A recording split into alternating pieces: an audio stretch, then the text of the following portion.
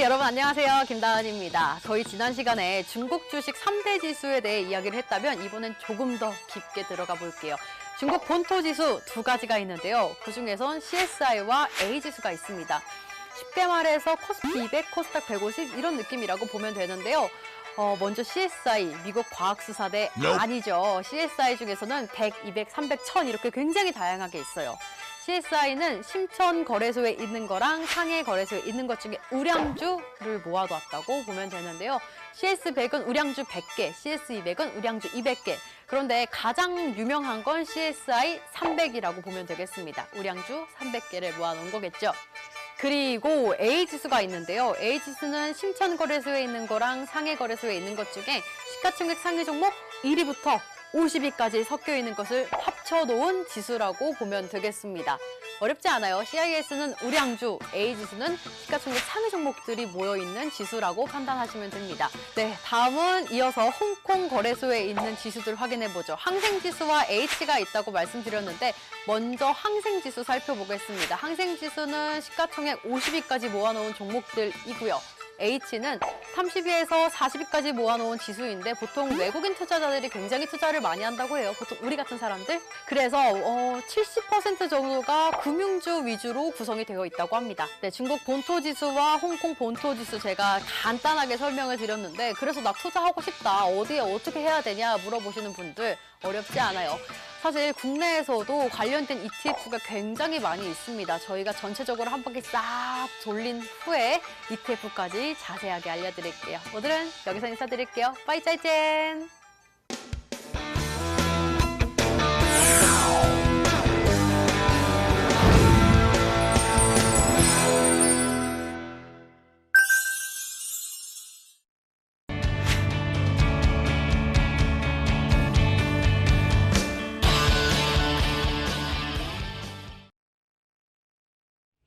예, 그러면 차이나TV 이어가 보도록 하겠습니다. 중국 주식에 대해서 매력도나 전망들 그리고 기업 소개 계속 해드리고 있습니다만은 참 여전히 멀게 느껴지고 그리고 어렵게 느껴지는 것도 사실입니다. 그래서 오늘 이분과 함께 좀 팁도 들어보고 어떻게 하면 주식 투자를 좀 더 쉽게 할 수 있을 것인지 이야기 들어보도록 할 텐데요.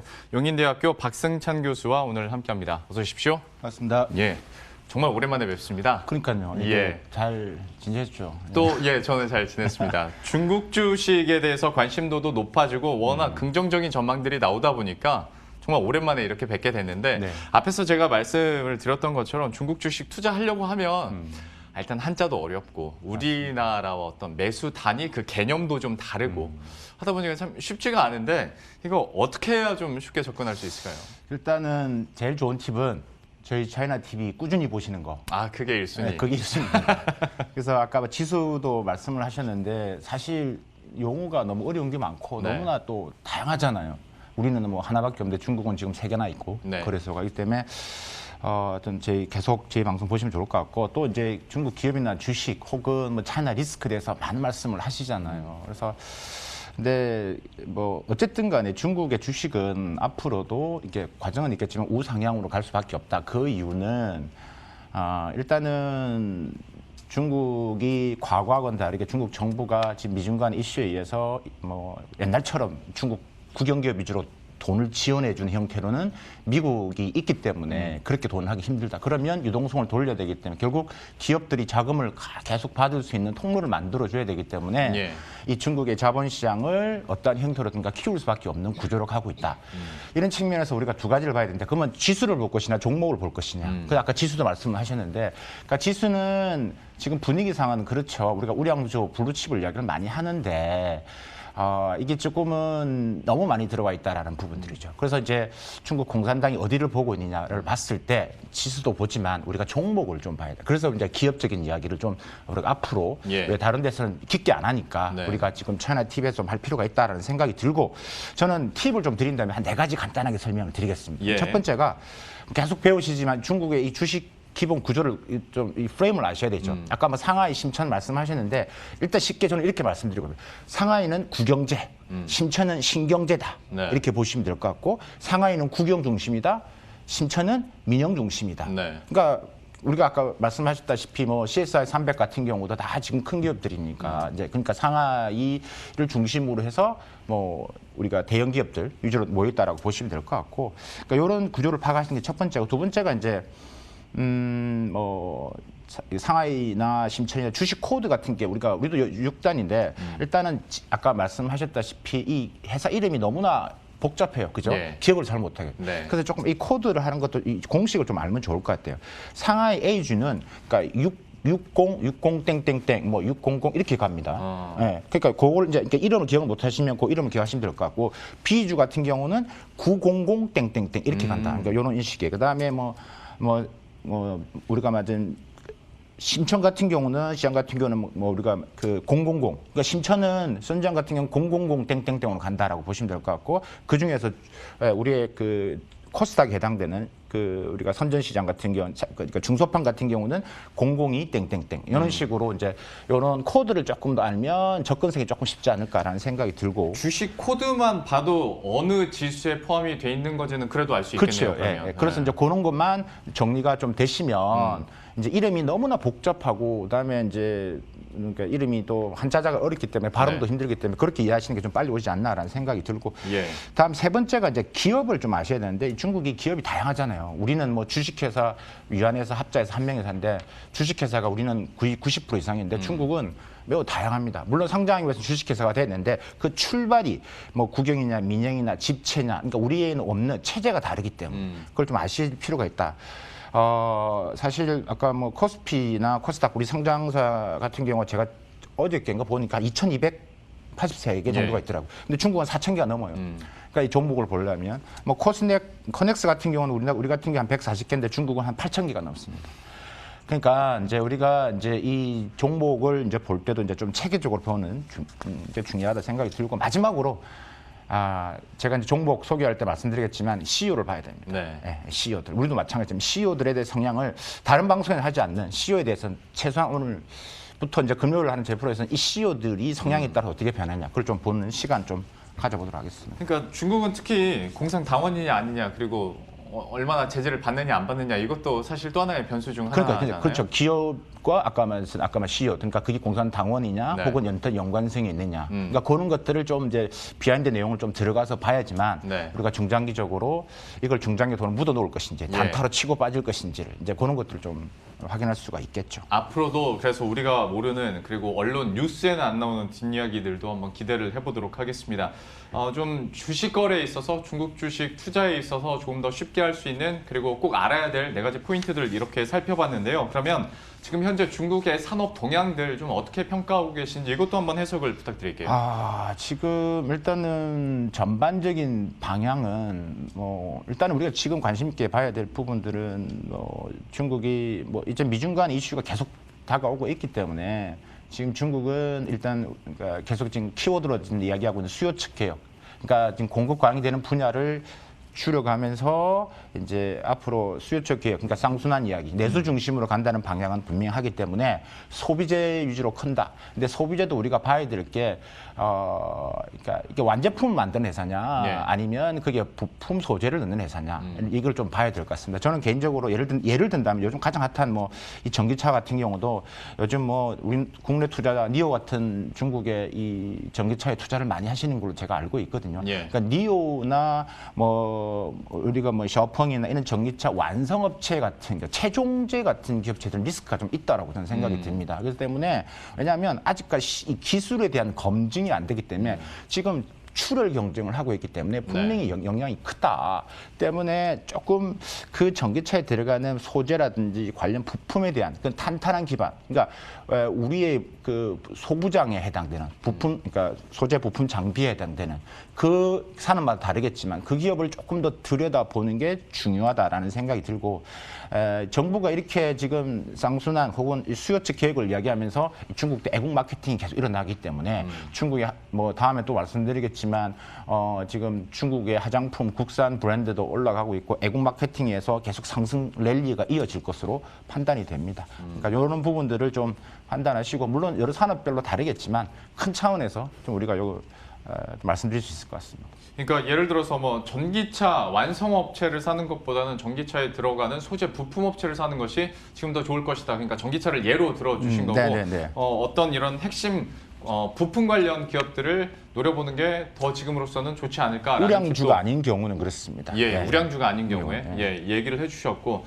또한 뭐 쌍수단 정책도 얘기를 해주셨는데 국내 내수에 대한 자신감이 있으니까 이렇게 하는 거 아니겠습니까? 그렇죠. 네. 때문에 소비재에 대해서도 한번 관심을 가져보자라고 얘기를 해주셨어요. 현재 구간에서 주요 포인트들 한번 짚어봤고 또 한 가지 중국 내에서 좀 눈여겨보고 있는 이벤트나 이슈는 또 뭐가 있을까요? 지금은 가장 큰 게 지금은 일단은 다음 주에 있을 양해가 가장 큰 그렇죠. 거죠. 여기 예. 이제 포커싱인데 이 양해의 관전 포인트를 저는 세 가지로 말씀을 드리겠습니다. 첫 번째가 일단 시주석 3연임에 대한 공과 작업이 본격화되는데 어떤 움직임이 일어날 것이냐라는 것들을 좀 봐야 될 것 같습니다. 이게 이제 내년도 이제 9월, 10월 정도 이제 당대 20차 당대회가 있는데 이때를 위해서 이제 이번 양회에서 어떤 움직임이 나타나야 되는 것들이죠. 그러니까 인사, 조직 이런 것들이 이제 구체화된다. 그러니까 그런 것들에 따라서 이제 전반적인 이 지방에 있는 산업들 구조도 변화될 것으로 보여지고요. 두 번째가 이제 올해가 14차 5개년 계획의 원년입니다. 네. 그죠? 그러니까 바이든 행정부가 들어서고 중국 입장에서는 새로운 하나의 출발이 되는 14차 5개년 계획. 그리고 작년 10월 달에 이제 중국 공산당 19기 중앙위원회에서도 이야기한 2035년 중장기 계획. 이제 그 내용의 아젠다를 작년 10월 달에 던졌다면 이번 양해에서는 좀 구체적인 내용들이 좀 나올 것이죠. 근데 그 핵심은 결국 기술 자립입니다. 우리가 이야기를 했다. 근데 기술 자립인데 어떻게 하겠다? 어떻게 하겠다라는 지금은 아젠다만 나와 있는데 구체적으로 산업별로 약간의 목표치가 분명히 제시될 겁니다. 근데 옛날에는 13차 5개년, 12차 5개년 이렇게 쭉 거슬러 올라가 보면 구체적인 API, 그러니까 우리가 말하는 KPI가 있습니다. 네. 얼마 정도 달성하겠다. 네. 어떻게 키우겠다. 근데 이번에는 다른 거는 그렇게 구체화시키지는 않을 겁니다. 왜? 네. 미국 눈치를 좀 봐야 되기 때문에. 그러니까 방향성은 있는데 근데 그 관련된 업종들은 혹은 기업들은 그 KPI를 알고 있다라는 거죠. 예. 그러니까 그것들을 좀 긁어내서 우리가 좀 볼 필요가 있다. 세 번째가 아까 미중 간의 이슈에서 중국이 계속 이제 레드라인을 뭐 우리가 인권 문제 이런 건 절대 양보를 안 하겠지만 미국의 접촉을 계속 부딪히는 것을 피하기 위해서 대외 개방을 강조할 겁니다. 네. 그러니까 대외 개방의 속도, 특히 우리가 관심 있는 이 자본시장, 금융시장, 서비스 분야에서는 지속적인 개혁 개방을 약속을 할 겁니다. 그러니까 그 부분들을 좀 봐야 될 것 같고 제가 기술 자립하면서 한 가지만 더 말씀을 드리면 중국의 공업 강기라는 프로젝트가 있습니다. 예. 공업 강기 이름 좀 어렵죠? 네, 중국은 다 어렵습니다. 그죠? 공업이라는 말, 그다음에 강이라는 건 강하게 한다. 기초를 강하게 한다. 공업의 기초를 강하게 하는 프로젝트다. 쉽게 말하면 우리의 소부장 지원 정책입니다. 그러니까 저는 아까 자꾸 말씀드렸다시피 완성전보다 중국의 소부장.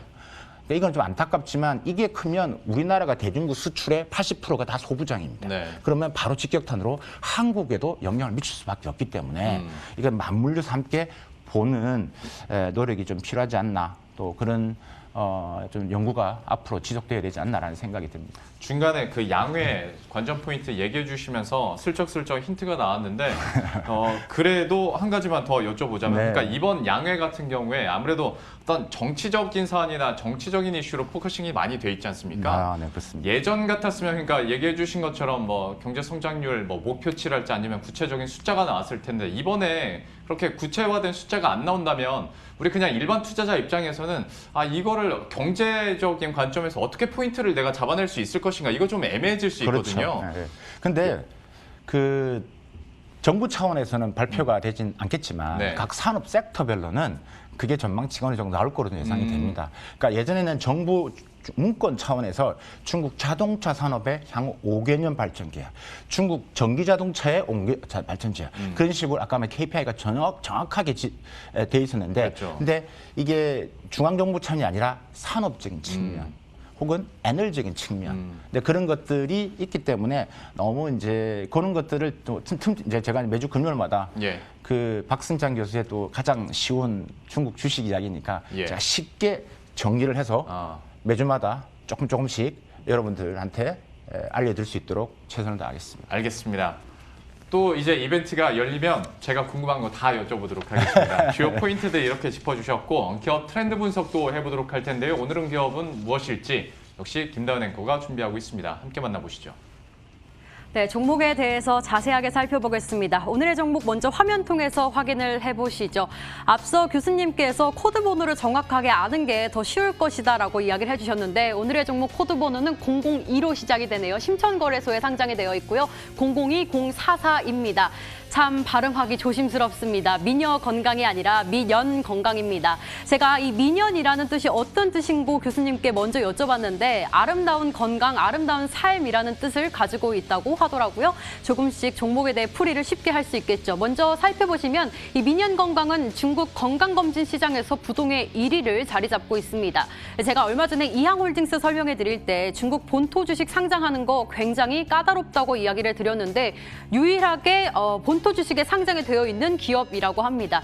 이 주식시장에 관심 많으신 분들은 2018년 가짜 의사 사건 기억하실 겁니다. 그때 민연 건강이 굉장히 주가가 많이 하락하면서 신뢰도를 많이 잃었었는데요. 그때 알리바바도 한 10% 비중을 가지고 있었는데 지분을 축소했고 또한 기관에서도 매도를 했고 실적도 좀 좋지 않아서 어려움을 많이 겪었습니다. 그런데 알리바바와 다시 손을 잡고 코로나19 터진 이후에 스마트 의료를 본격화하고 있습니다. 이 중국의 암 환자가 한 20%인 것을 감안했을 때, 전 세계의 20%인 것을 감안했을 때 점점 건강에 대한 관심도가 높아지고 있기 때문에 헬스케어 블루오션의 유망주로 불리고 있습니다. 다음 페이지를 통해서 국내와 함께 비교를 해보도록 하겠습니다. 먼저 민연 건강 사업은 시가총액 11조 정도를 가지고 있고요. 어려움을 겪고 1년 주가 수익률 30% 넘게 그래도 올라오고 있습니다. 한국에는 유비케어와 함께 비교를 해볼게요. 국내 요양산업으로 굉장히 1위를 달리고 있는데 최근 들어서는 스마트 의료, 원격 의료로 주가가 많이 올랐죠. 63% 정도 주가가 올라갔고요. 미국에서는 유나이티드 헬스그룹, 미국의 최대 그룹이죠. 특히나 미국은 보험 제도가 우리나라처럼 잘 되어 있지 않기 때문에 개인들이 직접 가입하는 제도가 굉장히 활성화되어 있는데요. 그래서 주가는 한 19% 정도, 수익은 매출은 72억 정도를 기록하고 있습니다. 이렇게 기업 분석해봤습니다. 김다은 앵커가 배움과 적용이 굉장히 빠르죠. 002 바로 나오죠. 예, 적용 코드부터 바로 나오니까요. 예, 미년 건강에 대해서 오늘의 기업 한번 알아보도록 할 텐데요. 앞에서 대략적인 얘기들은 김다은 앵커가 해줬는데 또 교수님 시각에서 이 기업에 대한 주요 키워드들부터 바로 시작을 해보도록 하겠습니다. 좀 어떻게 보고 계세요? 일단은 좀 정리를 좀 해드려야 될 게 이게 이제 민연 건강 아까 말씀을 하셨는데 그냥 그러니까 헬스 그 회사 영문 회사가 헬스백입니다. 그러니까 네. 건강하게 아름답게 100세까지 살자 이런 모토를 갖고 있는 그러니까 부분들이고요. 회사가 이제 상장될 때 아까 뭐 간단하게 소개를 하셨는데 좀 설명을 드리면, 그러니까 우리가 흔히들 껍데기를 이용해서 상장을 했다. 그러니까 우회 상장을 한 케이스입니다. 그러니까 2015년도에 그러니까 이 기존에 있는 이미 상장되어 있는 기업의 그러니까 의류업체인데 그 지분을 인수를 하면서 그러니까 상장을 한 케이스입니다.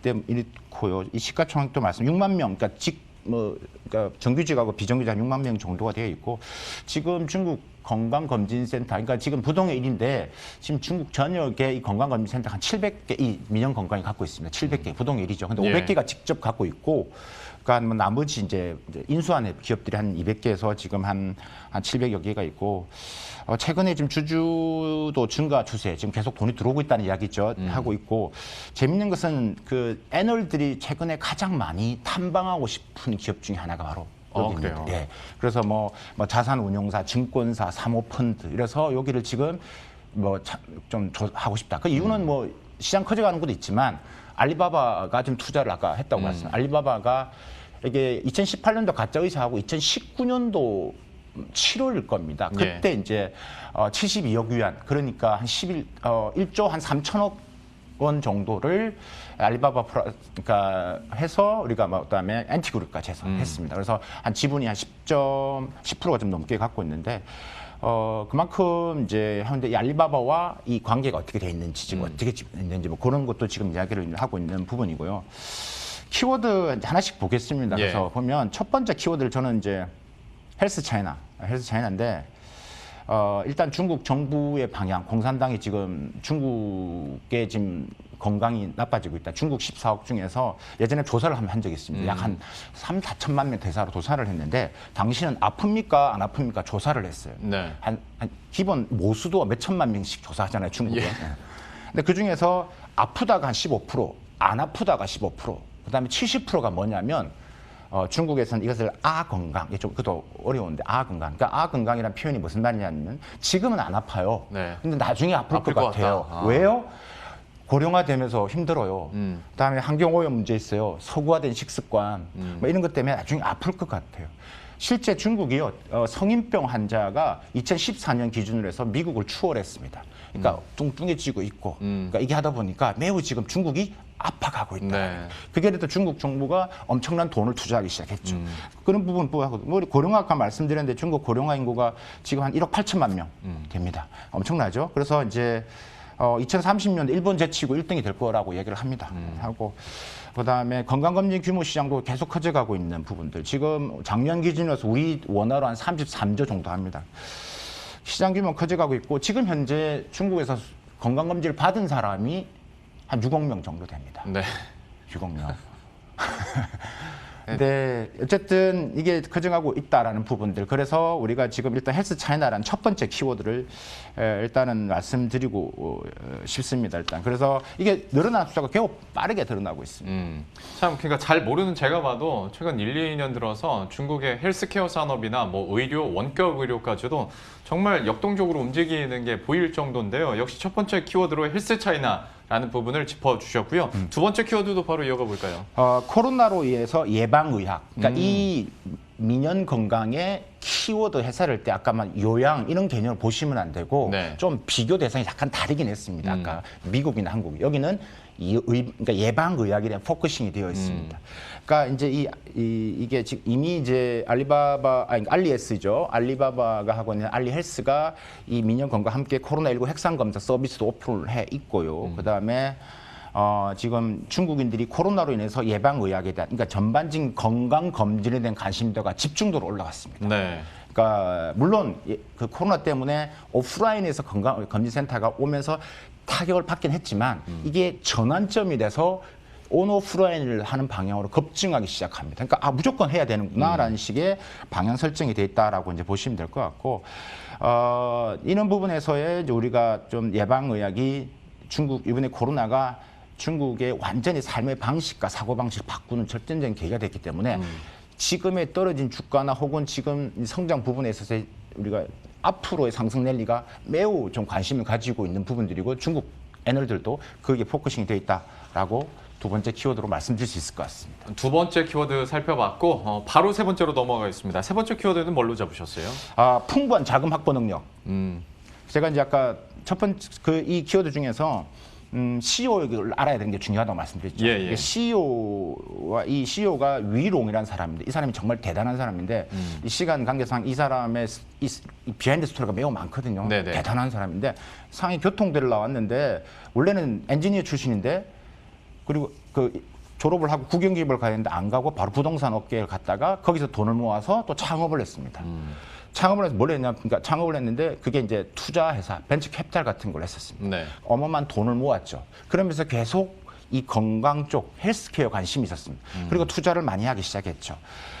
이래서 지금 우리가 민연 건강도 볼 수 있지만 이 위롱 CEO가 투자하고 있는 중국 상장사 헬스케어에도 다 지분을 갖고 있습니다. 그러니까 이 친구의 자본 능력이 매우 뛰어나다라는 것은 좀 말씀을 드리고 싶고 예. 이 친구가 재밌는 이야기지만 2020년 작년 포브스에서 그 억만장자 순위에서도 순위 안에 물론 한 1,000위 정도 안에 들어갔지만 네. 지금 개인 재산이 한 3조 정도 되거든요. 네. 엄청난 부분들이 있다라고 말씀드릴 수 있을 것 같고 두 번째 자본 확보 능력에서 이 지점 확장 전략입니다. 이 민연 건강이 이 지점이 아까 센터가 한 700개 있다고 그랬죠. 근데 네네. 처음에 한 전략이 있습니다. 처음에 설립할 때는 이 본사가 한 10% 정도 돈만 내고 나머지는 바이아웃 펀드라든지 매치 펀드를 통해서 이 지점을 만듭니다. 그러니까 주변 관계사를 통해서. 그러니까 부담이 적죠. 네. 그러니까 1, 2년 지나서 조금 흑자 전환이 되면 자산의 지분의 50%를 쫙 흡수를 합니다. 그리고 나서 이제 조금 종속시키는 거죠. 그리고 나서 좀 되네 실적이 나오면 100% 완전히 자회사 만드는. 그러니까 이런 식의 역량으로 이제 확장을 능력하고 있다. 그다음에 또 이제 또 다양한 자금 조달 방식. 그러니까 이 자금 조달 방식을 이야기할 때 말씀드릴 수 있는 것은 이 중국의 이 건강검진센터 1, 2, 3, 4위가 있는데 1위가 지금 우리가 민연 건강이지만 2위가 우리가 말한 에빈 국제라는 게 있습니다. 예. 나스닥에 상장돼 있는 이 회사보다 자금 확보능이 더 좋다라고 말씀드릴 수 있을 것 같습니다. 예. 참 그러니까 풍부한 자금 확보 능력도 있고 리스크는 최소화하는 사업 방식을 갖추다 보니까 역시 긍정적인 얘기들이 계속 나오고 있습니다. 비하인드 스토리 계속 물어보면 더 나올 것 같은데 시간 관계상 더는 못 물어볼 것 같고 그러면 민연 건강에 대해서 앞으로의 성장성 어떻게 보시는지 이것만 좀 짧게 정리를 해볼까요? 일단은 저평가 시점을 지났고 성장 가능성이 매우 높다. 그다음에 아까 이제 말씀드렸다시피 이제 이미 바닥을 찍었고, 근데 지금에서도 알리바바에 자금이 들어왔고 지금에 대해서 성장 지수로 올라가고 있는 부분 우리 관심 있게 봐야 될 것 같고요. 이 회사가 갖고 있는 가장 큰 장점은 이 개인 건강, 즉 예방의학에 대한 빅데이터가 어마어마하게 쌓여져 가고 있다. 그냥 단순히 건강검진센터로만 보는 게 아니라 그거로 인해서 온오프라인, 그러니까 O2O 비즈니스를 만들어내는 하나 있기 때문에 그걸 보셔야 될 거고, 마지막 하나, 지금 치열하게 보고 있는 그 1위가 민영건강이고 2위가 애강국빈이라고 말씀드렸지 않습니까? 이 두 개의 합병설이 나타나고 있습니다. 이게 이제 비하인드 스토리 내용 중에 하나인데, 근데 이게 또 큰데, 근데 이 민영 건강은 이 나스닥에 상장된 이 에빈 건강을 자꾸 이제 합치자라고 하는 말을 하고 있는데, 그러니까 이 에빈 건강 CEO는 우리는 그런 의향이 없다. 왜냐하면 스토리가 좀 있긴 한데, 이 에빈 예전에 나오면서 에빈 건강이 조금 더 거슬러 가면 이게 기분이 나쁘잖아요. 1등이 갑자기 인수하면서 1등이 된 민영 건강이. 네네. 그러니까 우리가 반독점법으로 얘를 고소를 했어요. 그러니까 이제 서로가 좀 사이가 안 좋아요. 그렇죠. 당연히 뭐 1, 2등 항상 근데 그렇죠. 민영 건강이었지만 이 민영 건강 입장에서는 우리가 에빈 국빈이라는 이 2등이 하는 회사를 지금 3, 4위는 이미 민영 국제가 흡수를 해버렸다고요. 그럼 2위가 남았다고요. 그러니까 요 두 개 좀 이게 국내에는 잘 안 알려진 이야기인데, 요 두 개의 스토리가 지금은 아니라고 지금 애강국빈 CEO는 얘기하지만 분위기가 어떻게 될지는 모른다. 때문에 거기에 따라서 엄청난 또 되는 수도 있죠. 그런 걸 또 우리가 보셔야 될 것 같습니다. 이게 시간이 자꾸 닿아서 제가 더 이상 설명을 못 드릴 것 같습니다. 한 산업 내에서 사실 2위가 합병하는 경우는 그렇게 많지는 않잖아요. 1위가 뭐 5위나 6위를 합병해가지고 뭐 올라간달지 2등 기업이 뭐 7, 8위 기업을 인수해서 1위로 올라가는 경우들은 있는데, 지금은 산업 구조를 보니까 2등만 먹으면 그 시장 자체를 다 먹을 수도 있는 시장이 그러니까 되겠네요. 그 비하인드 스토리 알면 더 재밌겠죠. 그러니까 더 해야 되는데 유튜브였으면 더 했겠지만 저희가 생방송이기 때문에 여기서 맞춰야 될 것 같습니다. 다음에 더 재밌는 이야기 한번 기대를 해보도록 하겠고요. 용인대학교 박승찬 교수와 오늘 함께했습니다. 오늘 말씀 고맙습니다. 감사합니다. 그럼 저희도 여기서 인사드리도록 하겠습니다. 식사 맛있게 하시고요. 저희들은 이제 다음 주 3월 첫 번째 거래일에 또 새로운 이슈들 들고 다시 찾아뵙도록 하겠습니다. 시청해주신 여러분 고맙습니다.